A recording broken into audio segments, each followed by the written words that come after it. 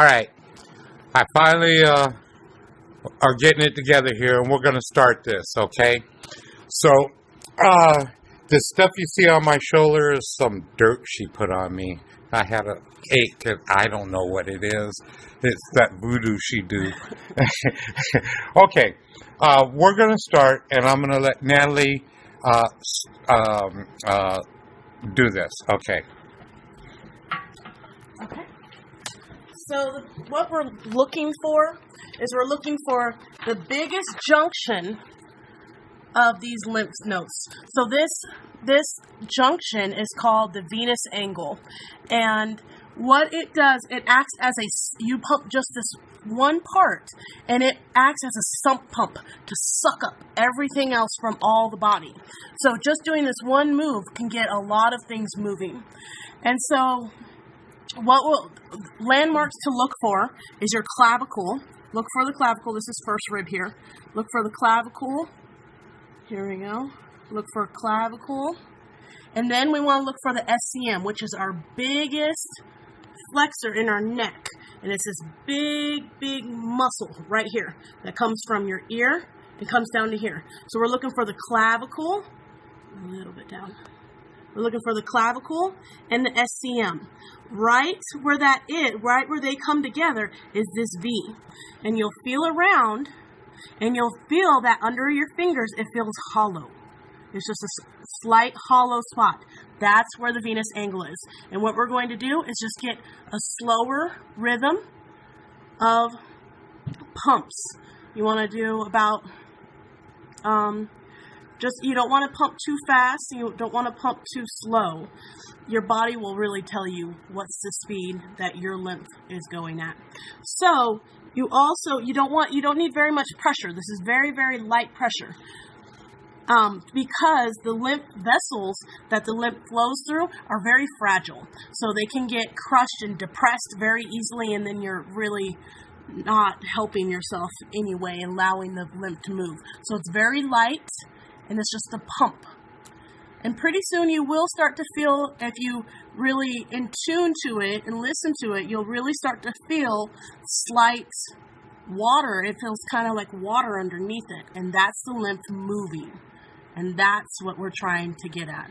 You can't do this too much, and you can always keep doing it whenever you think possible. So I'm going to show Dad here. I'm going to take his finger, and then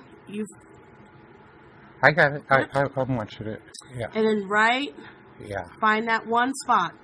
It's nice and soft, and it feels, yours will probably, most likely, feel very squishy because it'll probably be clogged up. And so when it's real squishy, you want to do it even lighter. Yeah, to get that drain going. It's hard to believe that this little pumping right here will do anything, but you'll see. Right. I say, and then I cross over with my other hand on my other side, and I find my clavicle, and I find my thingy bobber. And there it is right there. And pump, pump, pump. So while you're laying in bed, just do that. Like she said, you can't do it too much. Now, it's important, from what I've learned, and she'll tell me if I'm wrong or she'll add, it's important that you do this one first because, what did you say, the left one? The left side first, because it carries most of the load. The left side is responsible for the entire left side, but also both legs. Whereas the right side is only responsible for the right side of the heart, the right side of the face, and just to the ribs. So the left side tends to get more clogged up because it has a larger load to take. Okay. And so by doing this, we open up the door first before we start doing. There's a lot. Oh my goodness of life. There's so much more to this, but you have to do this one first. And then did you say you had to do the head before you start doing the body? The neck. You have to do the neck before you do the body. Okay. Yes. But this will get you started and will get your body start moving. And as much as you can, I know you're in bed and whatnot, but as much as you can, try to move, because that is the only thing that really moves the lymph, is movement, is our skeletal muscle movement. Right. And so even if it's just a hand kind of just waving, just pump the hand in the air. Whatever you can move, just try to move. Because remember, it doesn't have a heart or it doesn't have a pump, and it relies totally on muscle movement, body movement. The other thing she was telling me about too is that they like to dip you in water. Do you take Epsom salt baths? Those will pull a lot of crap out of you too. So after you do this, if you can get a Epsom salt, I don't know if you guys have a Dollar Tree out there, but Dollar Tree has 1 pound bags for $1. And I really like the lavender and the eucalyptus.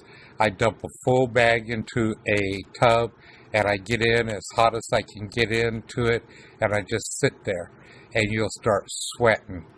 And I make mine as hot as I can, and I sweat till I can't stand it no more, and I get out, dry off. I sit out for about 10 minutes, and then I go get back in it again.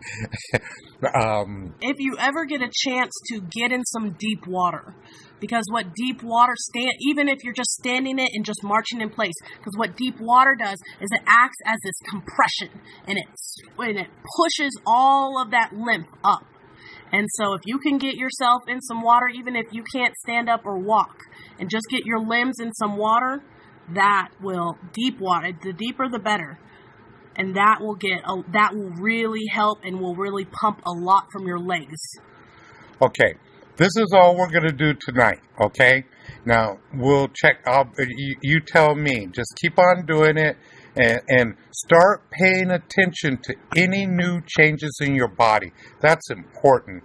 You know what your body feels like now, and if you feel things changing, then things are happening, okay? And look for that sweat. Okay, we're going to just pump our way out of here, and, and like I said, God